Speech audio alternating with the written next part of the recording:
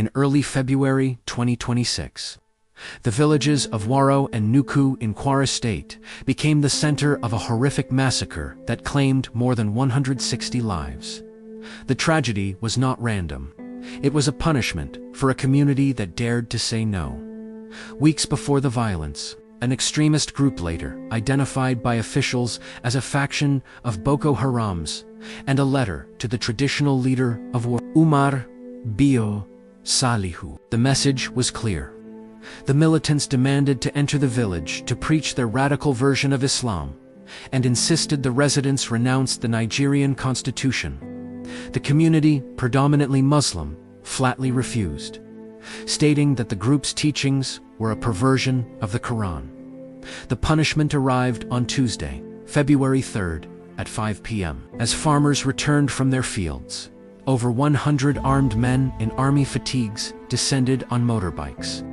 The militants targeted Salihu's home first, though the chief was away. The gunman executed 2 of his sons, both medical students, in front of the house before setting it on fire. They then kidnapped his wife and 3 daughters.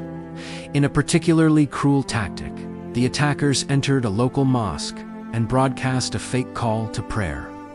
When faithful residents arrived to pray, the gunman opened fire on everyone who appeared. For 10 hours, the militants moved door to door. Survivors recounted how young men were rounded up, their hands and feet tied, and then executed at close range. Some were shot, while others had their throats slit or were burned alive inside their homes. Umar Bio Kabie, a 26-year-old teacher, was playing football when the shooters arrived. He escaped by running into the bush, though many of his friends did not make it. Mariam Mohammed survived by hiding during the pandemonium.